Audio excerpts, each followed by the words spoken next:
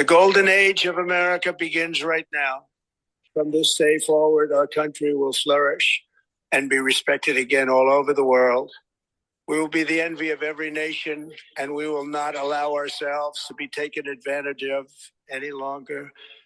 During every single day of the Trump administration, I will very simply put America first. I think it's sovereignty pausing. Oh, there we go. Will be reclaimed. Our safety will be restored. The scales of justice will be rebalanced. The vicious, violent, and unfair weaponization of the Justice Department and our government will end. And our top priority will be to create a nation that is proud, prosperous, and free. America will soon be greater, stronger, and far more exceptional than ever before. That sounds like the $6 million man, doesn't it? Greater, faster, stronger. Confident and optimistic that we are at the start of a thrilling new era of national success. A tide of change is sweeping the country. Sunlight is pouring over the entire world. And America has the chance to seize this opportunity like never before. But first, we must be honest about the challenges we face. While they are plentiful, they will be annihilated by this great momentum that the world is now witnessing in the United States of America. As we gather today, our government confronts a crisis of trust. For many years, a radical and corrupt establishment has extracted power and wealth from our citizens while the pillars of our society lay broken and seemingly in complete disrepair. We now have a government that cannot manage even a simple crisis at home, while at the same time stumbling into a continuing catalog of catastrophic events abroad. It fails to protect our magnificent, law-abiding American citizens, but provides sanctuary and protection for dangerous criminals, many from prisons and mental institutions that have illegally entered our country from all over the world. We have a government that has given unlimited funding to the defense of foreign borders, but refuses to defend American borders or, more importantly, its own people. Our country can no longer deliver basic services in times of emergency, as recently shown by the wonderful people of North Carolina, been treated so badly, and other states who are still suffering from a hurricane that took place many months ago. Or more recently, Los Angeles, where we're watching fires still tragically burn from weeks ago without even a token of defense.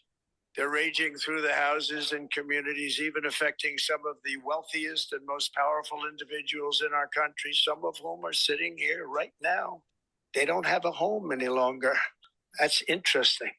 But we can't let this happen. Everyone is unable to do anything about it. That's going to change. We have a public health system that does not deliver in times of disaster, yet more money is spent on it than any country anywhere in the world. And we have an education system that teaches our children to be ashamed of themselves in many cases, to hate our country despite the love that we try so desperately to provide to them. All of this will change starting today, and it will change very quickly. Well, that's right there, Brent. Great. So that was quite the speech. I mean, it goes on for a bit longer, but I mean that's a good taste of what was said there. Yes. Yeah. Well, I want to thank everyone for tuning in to PWD Allies podcast. My name is Brent Frain. I'm the host.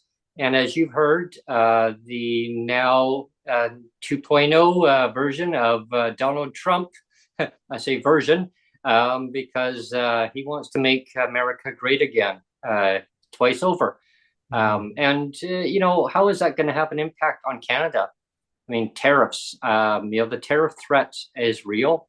But the point is there going to be a pause on that for a while? It looks like there might be a review on how much tariffs will be imposed in. The question is it going to be 25%? Is it going to be 20, 15, 10%? I mean, the president of the United States had told Canada to tighten the borders, and there was a whole list of things that he wanted done.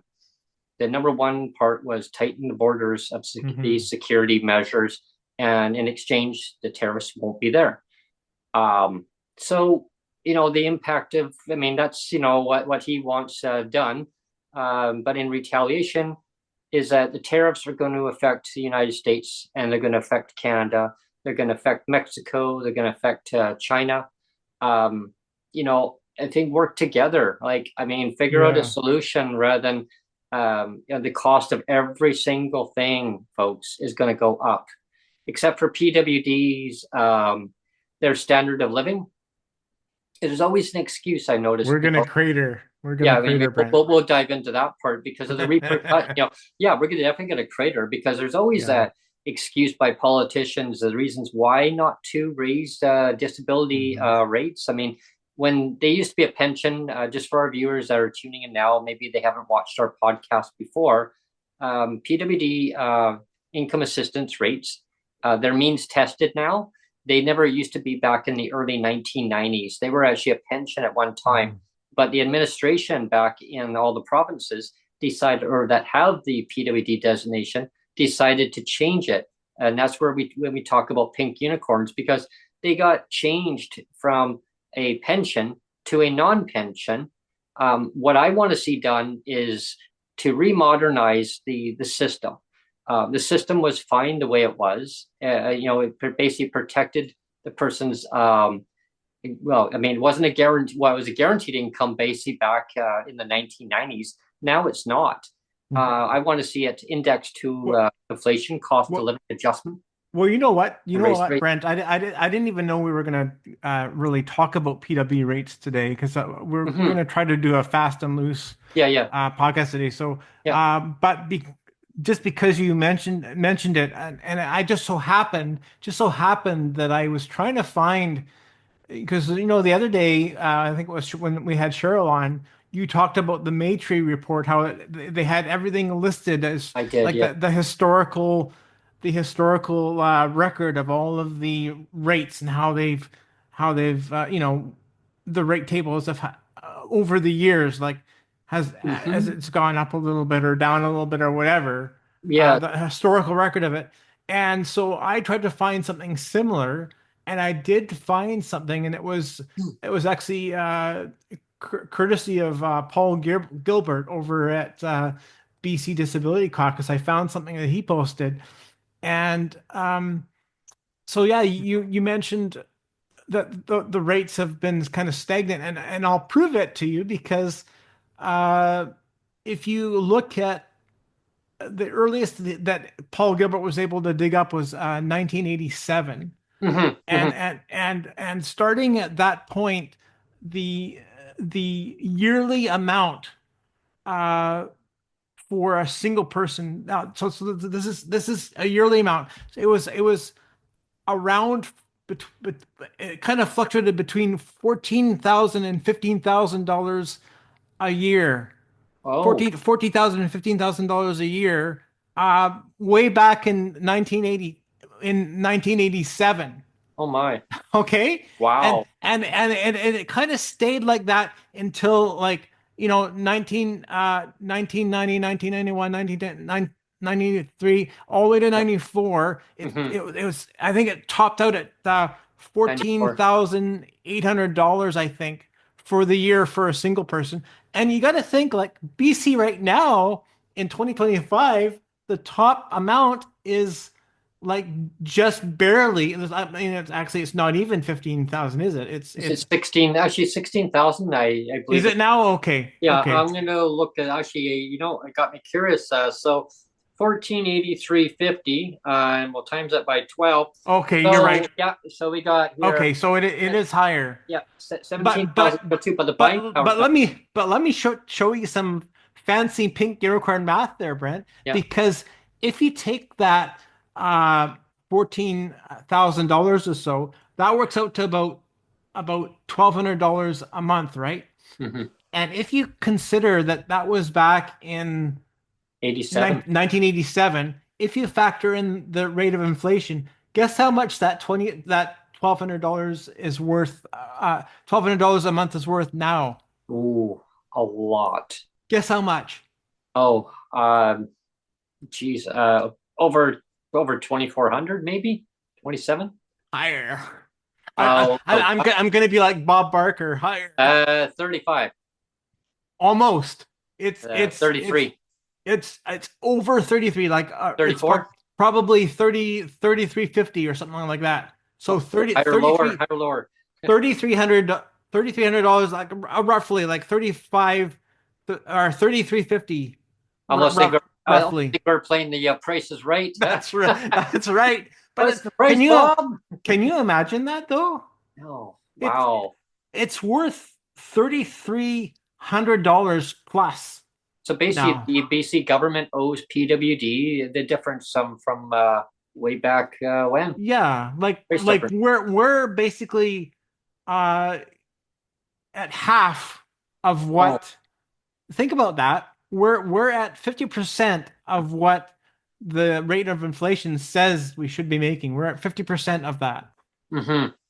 Yeah, it's disgusting that the rates are way below the poverty line.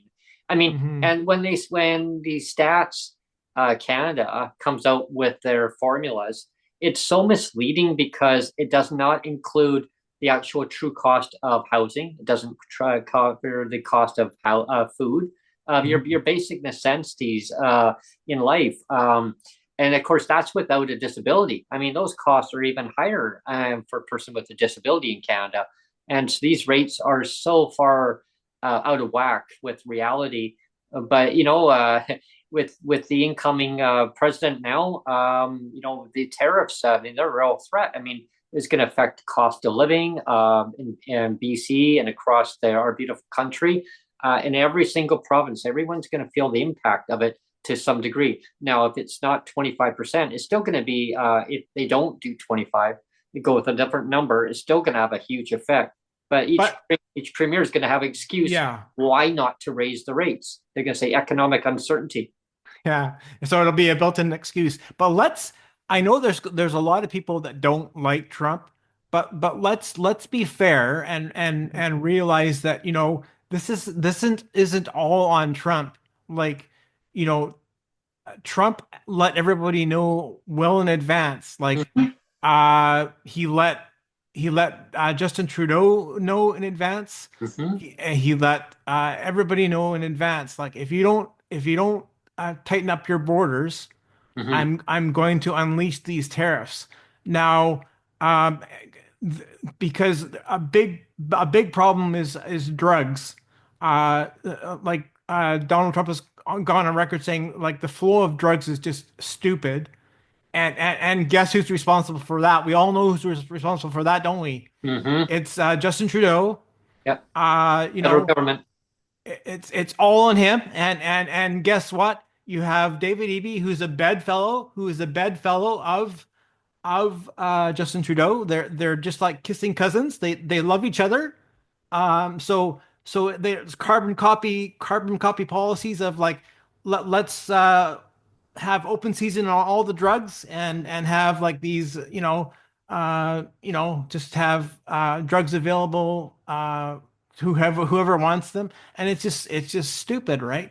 I mean, and it falls on the shoulders of Justin Trudeau, and it falls on the shoulders of people like our premier David Eby.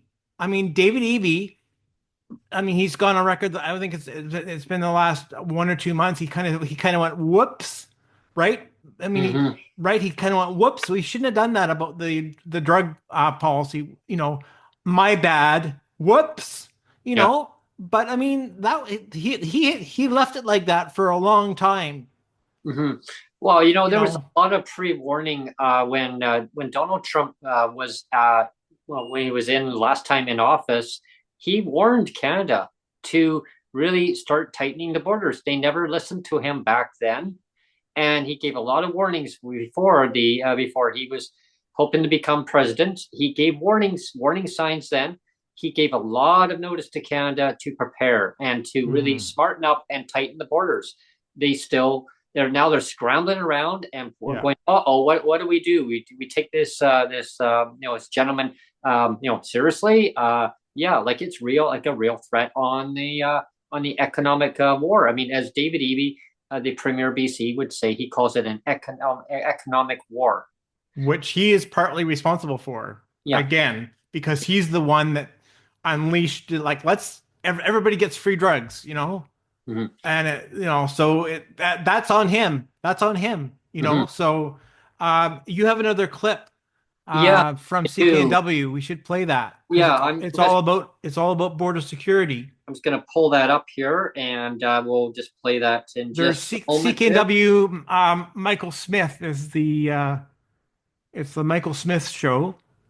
Yeah. In BC here. Okay, and I'm going to play this little clip here for our listeners. So let's hopefully I got the right one here. And here we go. At Mar-a-Lago, we're having dinner talking about it. I said you have to close up your borders because they're coming in the northern border too a lot. They're not like the southern border, but they're coming in the Canadian border a lot. And drugs are pouring in. Almost as importantly, drugs are pouring in, maybe more importantly, drugs are pouring in at levels never seen before, 10 times what we had. They're just pouring. It's a little bit quiet. Are you able to put it up to the screen or a little bit or not? Oh, sure. Okay. Oh, can we try that again? Because it's Mar-a-Lago, we're having dinner talking about it. I said you have to close up your borders because they're coming in the northern border too a lot. They're not like the southern border, but they're coming in the Canadian border a lot. And drugs are pouring in. Almost as importantly, drugs are pouring in, maybe more importantly, drugs are pouring in at levels never seen before, 10 times what we had. They're just pouring in. We can't have open borders. And I said to the President of Mexico and to Justin Trudeau, if it doesn't stop, I'm going to put tariffs on your country at about 25%. Okay, now famously this morning, Donald Trump has been sworn back in as president again, and the indication from the new Trump administration is that the 25% tariffs threatened against Canada will not be imposed immediately. Instead, the Trump administration will order a review of trade between Canada, U.S., and Mexico, as well as China, before deciding on any further tariff action. But tariffs still not removed from the table. Now, Canada reacting to Trump's threats with a new border security plan. I've got Kelly Sundberg standing by to discuss. First, have a listen to Canada's Public Safety Minister, David McGuinty, here describing Canada's new border plan. We've deployed 16 new drones along our border with the United States, and we will be deploying additional surveillance towers. We are acquiring new technology, such as X-rays, mobile X-rays, and handheld chemical analyzers. As of this week, we are deploying new helicopters at the Canada-U.S. border. Okay, let's discuss now with my guest, Kelly Sundberg. Kelly is sounds impressive, right? Calgary's Mount Royal University. He is a Canadian criminologist, former border agent with the Canada Border Services Agency. Can't think of a better analyst here to discuss this. Kelly, thanks a lot for coming on today. Thanks for having me. It's always good to be here. Thanks a lot, Kelly, for doing it. Let's go back first to the Trump tariff threat and his concerns around border security. Is there any doubt in your mind that the reason we're seeing this new border plan from Canada, it's in response to Trump, right? Oh, absolutely. Yeah. We've ignored our borders for a decade, and now because of a U.S. election and Trump's election, we're actually now realizing just how dire the situation is. And,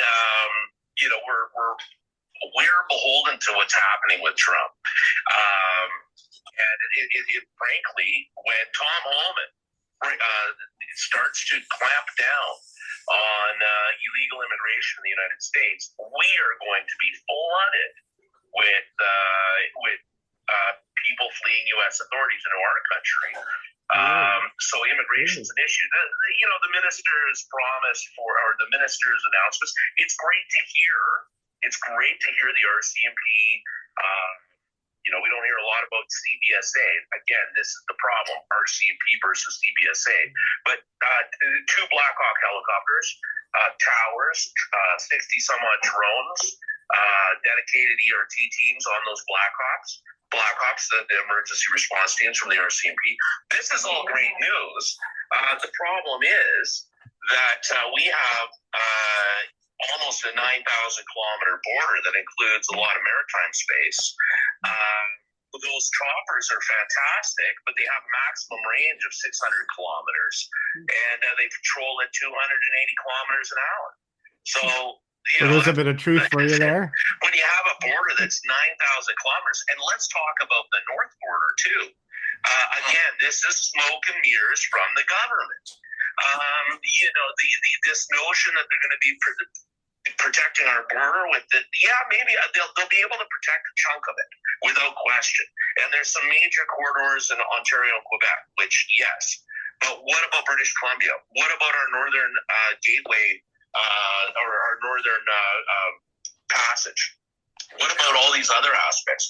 What about the fact we just had 50,000? Another 50,000 students we find students on international visas gaming the system. And he's saying we're going to increase deportations by 24% or 25%. Well, the reality is that the officers who would be investigating and taking enforcement action against those 50,000 students who we just found out about, not to mention the 2.7 million non-citizens currently in the country temporarily, not to mention the 14,000 students who already have made refugee claims. That means that with the roughly 1,000 officers, inland enforcement officers, are now going to have to do more deports.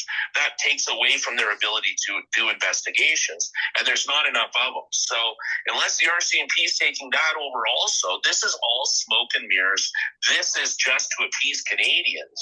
And frankly, they gotta get their game together, because if we dodged the bullet the same as TikTok. Canada and TikTok, our government has put us in the same situation as TikTok. We dodged the bullet temporarily until we can figure something out. Tom Holman's not going to put up with smoke and mirrors. We're in a lot of trouble.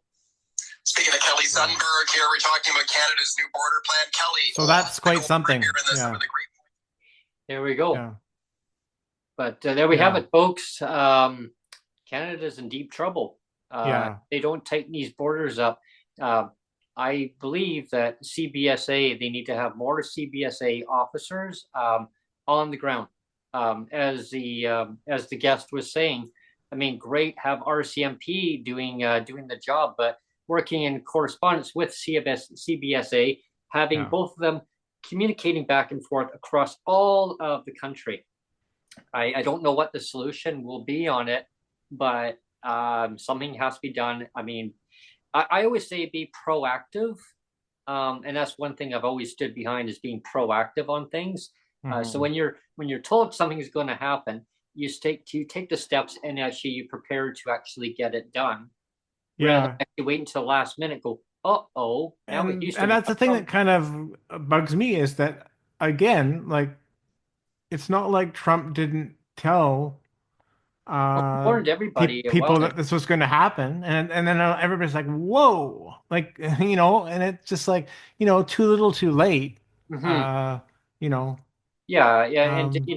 think that probably some of Trump's messaging too, I believe he's trying to prepare Canada, the US, Mexico, and China for a new agreement, but in the long run, and I think it's trying to say, well, like, get your things together here, get all your ducks lined here, and otherwise, if you don't do it, this is what I'm going to do. I mean, we don't. I mean, each country. I mean, they want civilized society. They don't want all this drug paraphernalia. Well, yeah, and that one thing I was going to mention, highlight really strongly there, Brent, is you notice the guest said that we've been ignoring our Canadian border for 10 years. And it just so happens, right? It just so happens that Justin Trudeau has ruled for roughly how many years, Brent? It's been 9 or 10 years. Yeah. So again, all of this problem with our Canadian border, it falls squarely on the shoulders of a Mr. Justin Trudeau. Squarely on his shoulders. So, again, like, good riddance to him. I'm glad, like, he should have been gone long ago. Because here's a guy that just was drunk on this idea of being in power. Like, I'm the king of the world, like, Yeah. Leonardo DiCaprio Yeah. Yeah. I'm the king of the world. I mean, he loved that. Oh I yeah. mean, that's Justin Trudeau to a T, Well, he you just kept know. switching the Titanic chairs around, right on the deck, Yeah, chairs around, yeah, and nothing got done. yeah, I mean, you look at the economic ruins that are happening across the country, all because he had an agenda, and the agenda was he didn't listen to Donald Trump. I mean, going down to see Donald Trump when he did, I mean, he just egged. I mean, figured try to egg on Donald Trump. Well, Donald Trump said, "This is what I'm going to do," and he said yeah, exactly everything that he said. I said he's going to do. yeah. I mean, he's already enacted some measures already in today, Hmm. but not the tariffs. And I guess economic the outlook is not looking good for Canada or the United States or Mexico or China. Hmm. I mean, this is going to have a whole ripple effect. I mean, and yes, I mean, David Eby did say that they're having to tighten their belts for the government in preparation of what's going to happen with the tariffs. When I say tightening the belt, he said that he's given marching orders to all his ministers to look through all the ministries and look where there's inequalities, where they can tighten the belt. Well, number one, okay, so and this is going to be another big debate, but number one, okay, so you want to tighten the belts. So you don't go ahead and give all your MLAs and all your ministerial staff a huge pay rate increase. Yeah. I Now mean, that's a bad look too, yeah, right? yeah, and then you Yeah, say, well, we need to tighten the belts. Well, what about your citizens? What about yeah, seniors? What about people with disabilities? People low income? I mean, all these jobs that people working at these low income jobs or other jobs, they're all going to be collapsing.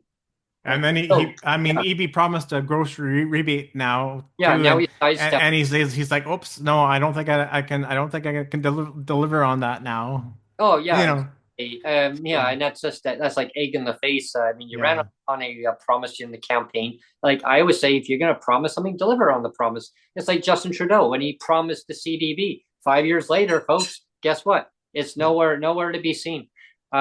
July of this year. Well, all the regulations haven't been even been finalized on it. But David Eby wants to pedal back on just a grocery rebate. People are suffering across the country. I mean, let alone even if you're not a person with disabilities, people are suffering. yeah, I know there's stats always come out saying what people are living like $200 away from not being able to pay their bills. That number needs to be changed. It just yeah, drives me batty when I hear about that. That number 200. Try $25 or even less than $25 yeah, per month. A yeah, lot of people are beyond struggling. yeah. I see it all the time on social media. I hear my neighbors talking to me all about it, that they have to decide very soon. I mean, the rent increase notices that people are getting for this year are already starting to come out. People are having to decide: do they live in their car? Do they live, or they pay their rent? Do they buy their medications, or they buy their food? Do they pay for just their basic necessities? Where do they cut back? Like I talk about that all the time. Like where do we cut back? I mean, we got a rent increase last year in 2024 at 3.5% increase on our rent. The money, if we didn't get an increase, so what do we do? Do we cut back on telecommunications? Do I cut my internet? Well, no, I can't advocate to hold the government responsible. And no, I don't cut that back. I'll just cut back on food or I'll And cut back on. it's really unfortunate because like we said at the beginning of the show, if things were tied to the rate of inflation, Yep. our PWD checks would look very different than they are today, right? Oh, yeah. I didn't know if you wanted to quickly switch gears already because we're already at about a half an hour mark there, Brent. I didn't know if you wanted to. I mean, it's not just I know like Donald Trump was talking about borders, Hmm. but and today was the inauguration, but January 20th is also Martin Luther King Day. Yes. And that is really significant. One of the things that I just stumbled across maybe 2 or 3 days ago, so again, it was prior to the inauguration today, Mm-hmm. and I don't think it's an accident. I mean, people can look this up. Is that Facebook or Meta? Mm-hmm. It's called Meta now, but Facebook has decided to walk back from DEI, which is diversity, equity, inclusion. Yeah, DEI, yeah. So they're walking back on that, right? And and again, I just think it's kind of serendipity that today happens to be Martin Luther King Day. Um, and here I'm gonna give my opinion. I'm gonna give it an opinion here. Yeah. And I'm gonna say that Martin Luther King uh, version of equity and equality is 1,010% better than any DEI that exists right now. I mean, you have to remember that what Martin Luther King stood for. When was it? 1960 or? I have to look that up now. Yeah. I'll look that up. Way back. I'll look it after the show, but it was around then. Mm-hmm. And so anyway, back in our time machine. his version of equity and inclusion and equality is what makes Martin Luther King different than the DEI crap that we get today is that it was focused on that it's the person, like every person is a human being. Mm-hmm. He was focused on a human being, and that everybody's equal in the sight of God. I mean, he was a reverend, right? So I mean, he was a believer in God, a man of the faith, and his thing was that everybody's equal in the sight of God, and that's important. Like now you have DEI, which I mean, it's like all you're doing is checking a box. Like, are you a person of color? Check. Are you a person with a disability? Check. Are you whatever? It's all like check, check, check. It's not about are you a human being? I'm going to treat you like a human being. Mm-hmm. With rather than classification. Like, yeah, it's like how many checkbox do you fill? Yeah. And so that's I mean, on what do you want to call it? In theory, I think DEI is potentially a wonderful thing, but they've screwed the pooch with it. Let me tell you, they've screwed the pooch with it.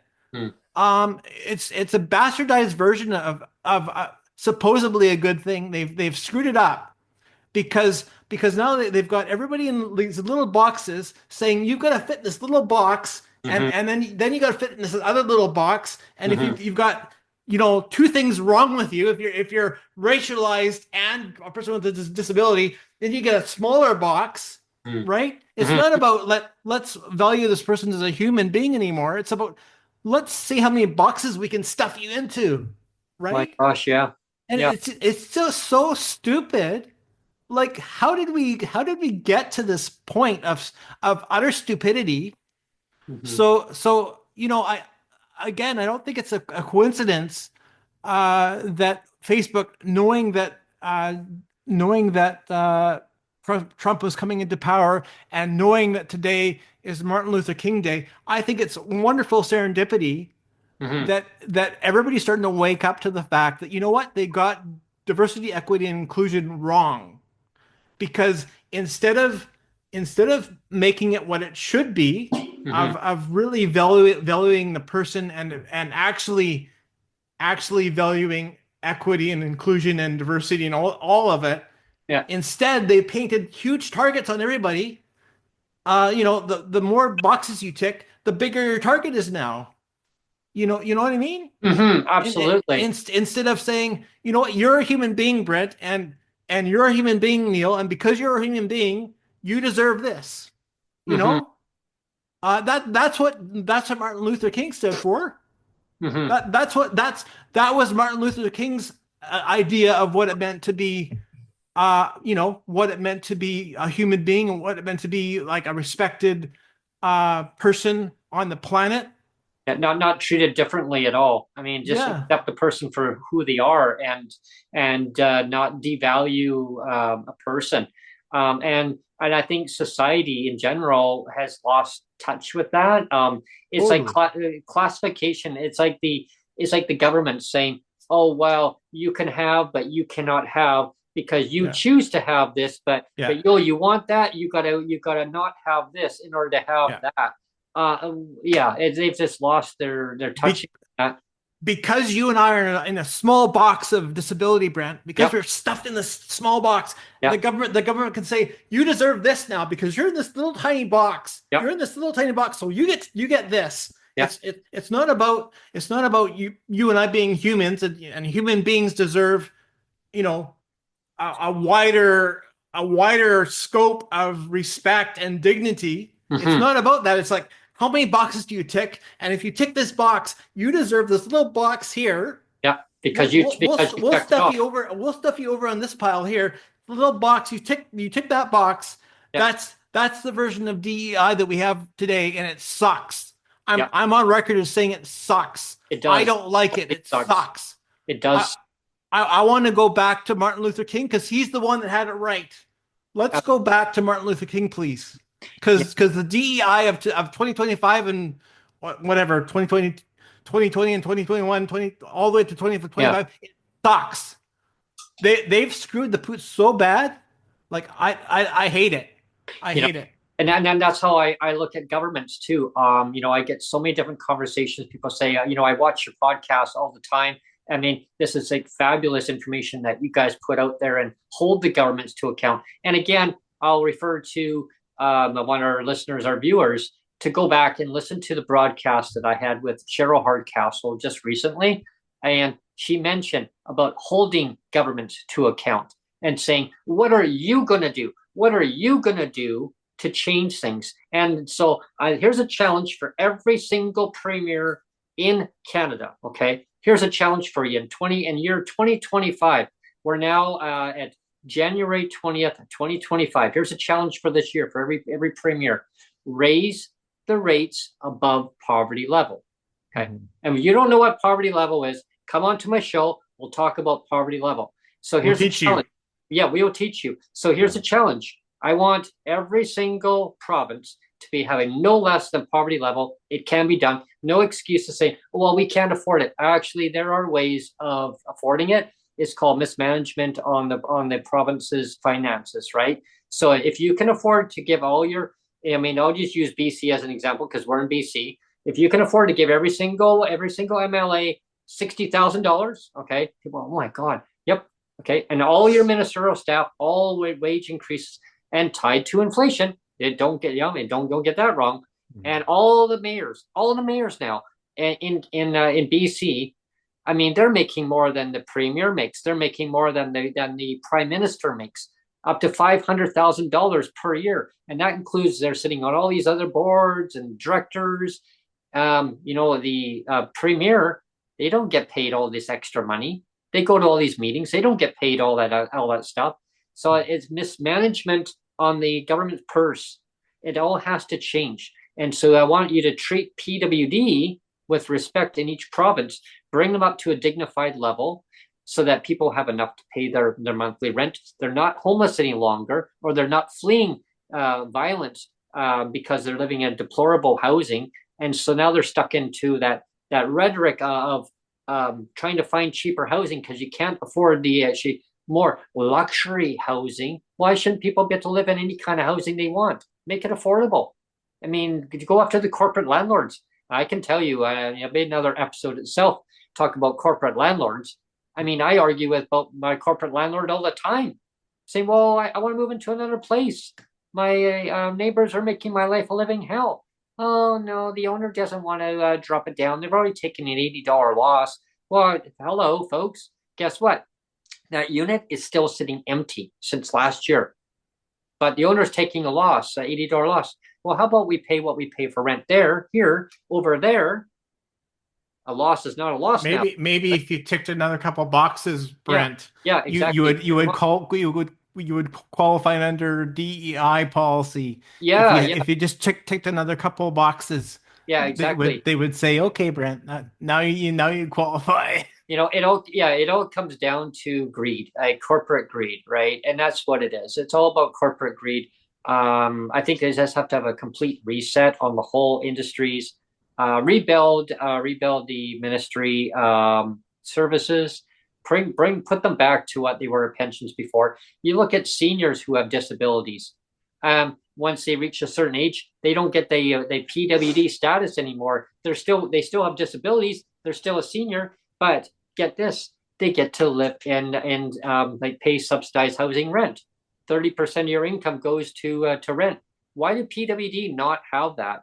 And I'm going to hold the government to account across the country. Every single premier make that designation for PWD also, not just seniors, because seniors have disabilities too. As they get older, we get more disabilities.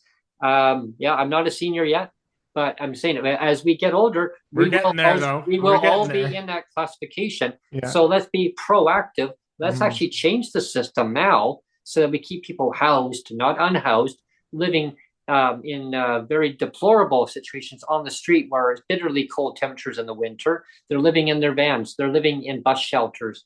They're living on doorways of businesses. You go downtown Victoria, and I can tell you, it's not a good situation that people are, going through. I talked to a security guard just recently, and I said, look at what's happening on the street. I said, that's the brothers, the sisters, the mothers, the fathers. They all have stories. He goes, they do. I said, like, that needs to change. And he goes, well, the problem is, he said, is that the city pushes them on and they put fencing up. And he says they push them on so that they're away from actually all the resources that they need.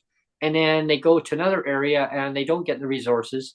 And they're all scrambling around trying to figure out a solution to fix homelessness.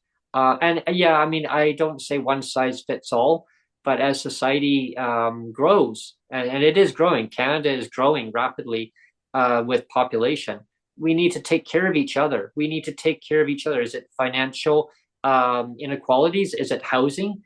So many things. What is the problem? Come on to the show. Let's talk about lived experience stories and give me your feedback. And that's why this year we're reaching out to prominent MPs, MLAs. Like we're going to go like this, a whole shitload. We're reaching right out there. We'll get Donald Trump on the show even.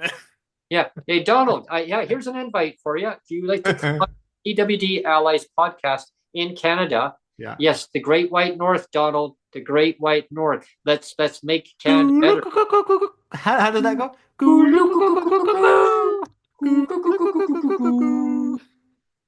Hey, dog. I remembered it. Yeah. Bob and Doug McKenzie. Great. Look it up. But here's an invite for you, though, Donald. Any politician wants to come on, let's reach out to Neil, and we'll get you. We'll get you on the show. I really like to hear a perspective from every single political party. Doesn't matter which color it is. I stay neutral. I want to hear all sides. I like to hear what is their perspective of changing things for the better for people and society, making sure nobody's living in poverty. Poverty should not exist in Canada. And for BC, get rid of the name poverty reduction. That ministry name needs to. Because you're not doing it. It's not reduction when you don't give an increase in 2024. And like I said about being proactive, look what's happening in 2025. We have now a possible terror threat. In 2024, that rate should have been put up and tied to inflation. Actually, better yet, in 2023, when you gave the last increase, it only went to some. That 125, it only went to some PWD, not all. That was the opportunity right there of actually enhancing it. But in 2024, you should have done it. Hey, Brent, I was thinking if it's tied to inflation but retroactive. Retroactive, yeah.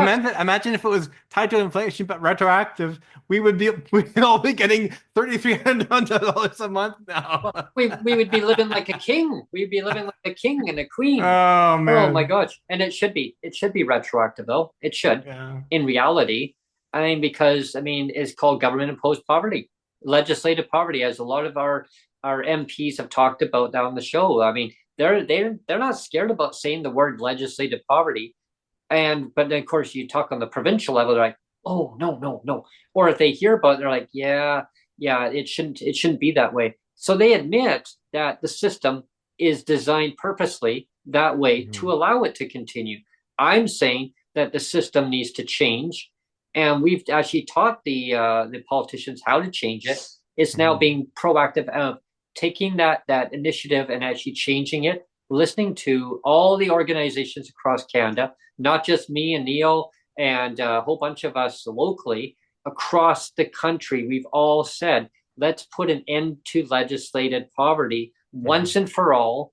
Let's make things better again. Let's make Canada better again, as Donald Trump would say for the US. But in Canada, let's make Canada better again. Can we repeat after me, everybody? Let's make Canada better again. Best. There we go. Okay. I want to thank everyone for tuning in today. We're going to continue just for just a few more minutes longer, but I just want to get that opportunity of reaching out now and thank each and every viewer and listener tuning in to our show. We always try to put awesome content out all the time, and I mean we do put awesome content out. Sometimes we go off the rails a little bit, but that's okay because you know what, we just say what needs to be said. Well, you know what, like I wasn't sure if we were going to do a show today, but I thought, you know what, there was enough going on today that it was important that we come on and talk about it, because not, like I said, number one, we had Trump, number two, it's like the border thing is a big thing. And the fact that it's Martin Luther King Day. I mean, it kind of all dovetails together. It does. And you realize, how everything is so important. Yeah. And how it could be so much better. It can be better, though. It can. Like we're veering off here, and we could be going like a straight path, and instead we're like, no, I don't want to do this. Let's go off here. It's like, why? Again, the diversity, equity, inclusion definition, in theory, don't get me wrong. In theory, it's great. It's wonderful. Oh yeah. But I'm telling you, like Martin Luther King's definition of equity and inclusion, I like that 1,000 times better than any other on that one. Any crap that DEI says it is, because it's just a bunch of crap as far as I'm concerned. Well, it's like that, how that Canada Disability Benefit is designed right now too.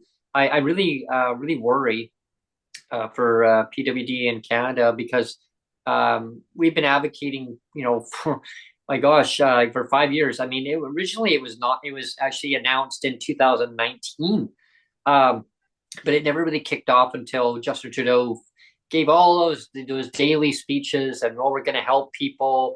They're struggling right now in Canada. We're going to spit out the CERB to people. I mean, that only took like days. I mean, wow. I mean, within a week, everyone started, these people who qualified, I mean, they're going to get it. And then the narrative started changing on it, saying, well, what if people don't qualify? Well, we'll figure it out later. Yeah, let's just get the money out the door. And then Justin Trudeau started talking about seniors, people low income on seniors. Yeah, we're going to help you too. Don't worry. Yeah. Every day went by. I'm thinking, well, what about PWD? I mean, we're citizens. I mean, last time I checked, I'm thinking, well, if we're not, then why are we in Canada? Well, why are we in Canada if we're not citizens? Then all of a sudden, he called it the most vulnerable. That's how society talks about PWD, the most vulnerable. Why don't we just say people with disabilities? It's the smallest box, Brent. That's what it is. It's the smallest box. And so we finally said the smallest box. We're going to come up with the most historic Canada Disability Benefit that Canada has ever seen. Really? $200 based on household income up to? Is that how historic? Where it started out that we're going to lift every single disabled person out of poverty originally? They said 1.5 or 1.6 million, and it went down to hundreds of thousands, and then it went down to tens of thousands, then it went down to 25,000 up to, but it was all based on individual, and then the whole narrative changed, and it went over to household income, and then it's tied to a DTC, a disability tax credit. Now, there's so many that don't qualify for it because practitioners say, well, you're already disabled in the province. Why do I need to fill it out? You're already disabled. What, you have to be disabled for federal too? No, you don't. Government? No, you do not. My family doctor told me that once you're disabled, you're disabled. You don't need to be disabled under federal too. My practitioner refused to fill out the form. Go figure. Nope, nope, not doing it, Brent. I go, and I argued. I said, please, no. Well, why do you need it done? I said, because my bank wants it done. Why does your bank want it done? So I can qualify for an RDSP so that I can actually get money put into it and one little contribution, and then the federal government is going to top it up each year. Well, that's just the way it goes. That's why provincial takes care of their citizens. I go, oh, really? So again, there is so many problems with that Canada Disability Benefit.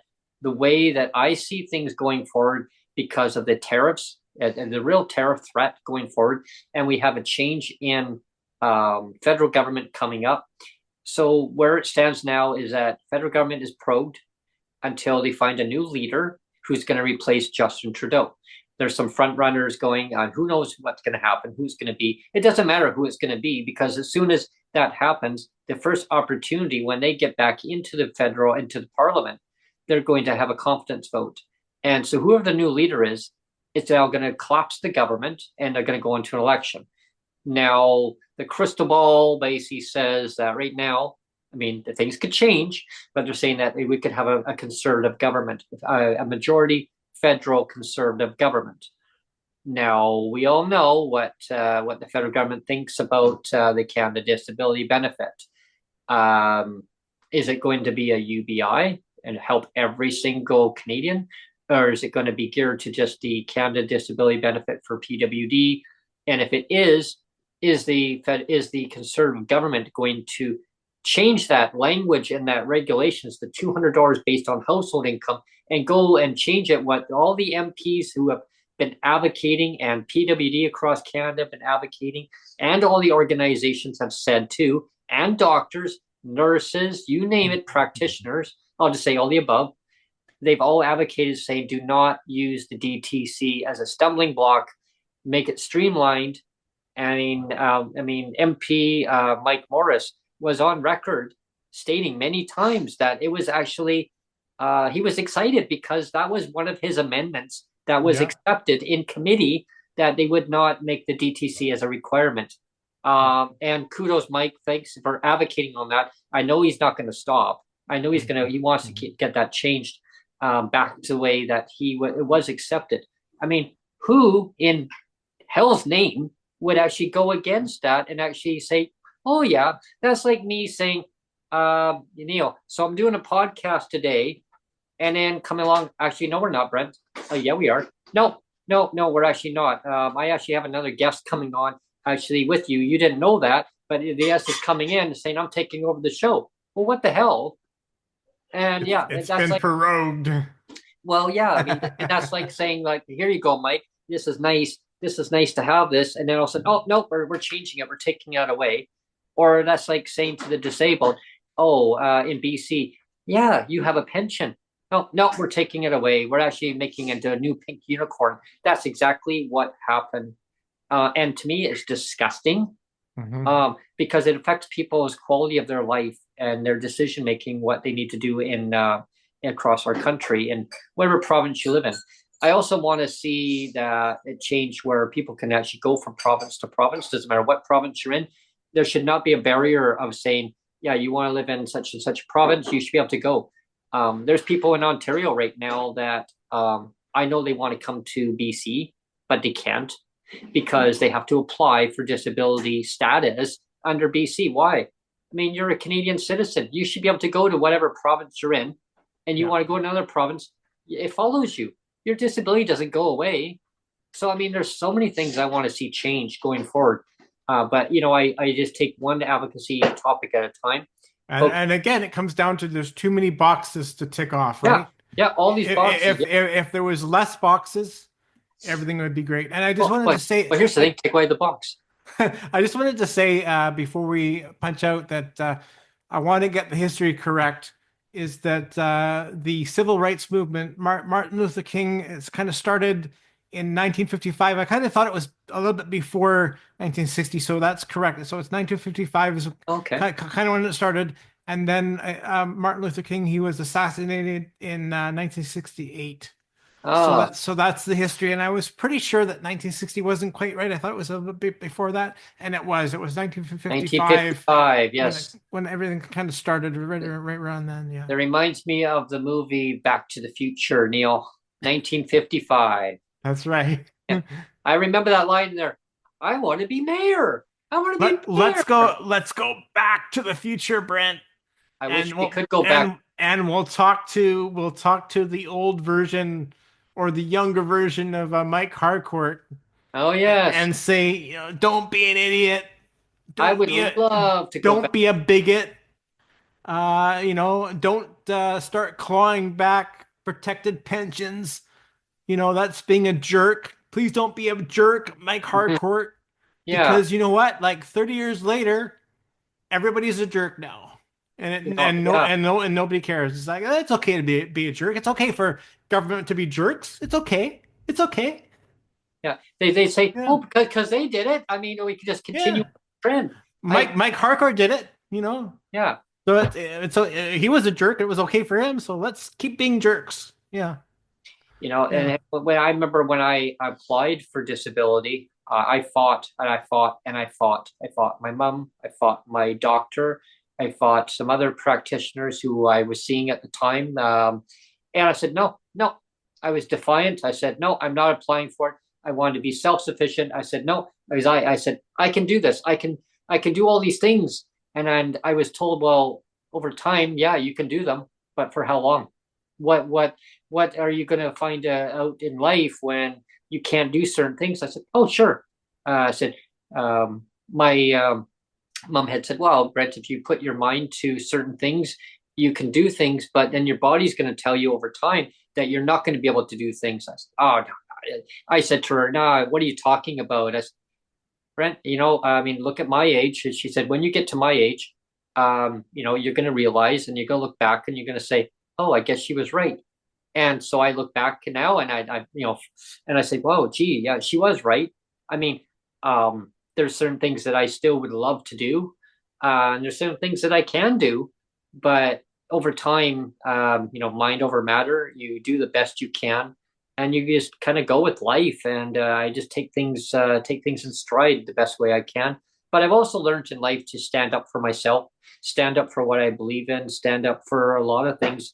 I know that there's a lot of people with disabilities right now that, you know, they would love to basically have their voices heard. They're not, I mean, not saying that they're not outspoken. I think they're within, like, say, a shell within, right? And they think that their voices nobody wants to hear what they have to say. I know, I've been there. People say, no, you haven't. I had one of my friends, an old friend of mine, I knew him from grade 1. And he says, Brent, stand up for what you believe in. Always, you know, keep chugging forward and just push the narrative the best way you can and make change for future generations. And I said, no, yeah, I always stood behind that. I said, whatever that is. Like, I mean, because it's like we would work on a puzzle and this and that, and then kind of look at things and I was having some trouble with coordination of this and that. And he noticed that over time. And he says, why are you having trouble with that? And I said, it's this hand and eye coordination. And he says, okay. He just accepted me for who I was. Like, he just said, okay, well, that's just who you are. And I said, well, you know, it's just my disability and stuff. He goes, yeah, oh, well, that's just life, right?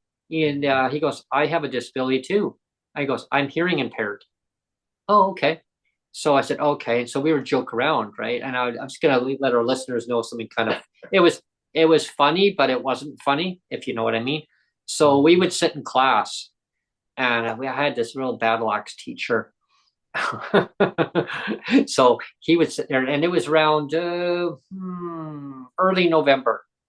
And of course, what segments do I put with the Breaking with Brent every year, Neil? What do I Eggnog? Eggnog? Yes. So he said, Brent, I want some eggnog. I go, oh, no, the eggnog. I know what it does to you. No. He goes, no, I want some eggnog.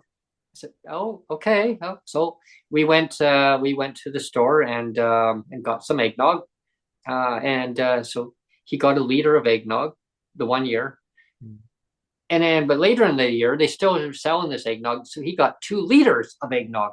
I said, "Oh no, what are you doing?" And he sat there in the class, and the teacher got so mad with him. "Excuse me, put that drink away." And he's like, "What?" And of course, it affected his hearing. So he starts gulping this, and he was a big boy. He just starts gulping this stuff back. I'm like, "What are you doing?" He chugged the whole liter back, and the teacher's yelling at him, and he's just like looking at the chalkboard. And I'm looking at it. She asked you a question, and he didn't even respond to me. He didn't hear me. It literally blocked out his hearing. I mean, so I guess that's kind of a funny, but it's not funny because it actually. I mean, he laughed about it because that was him.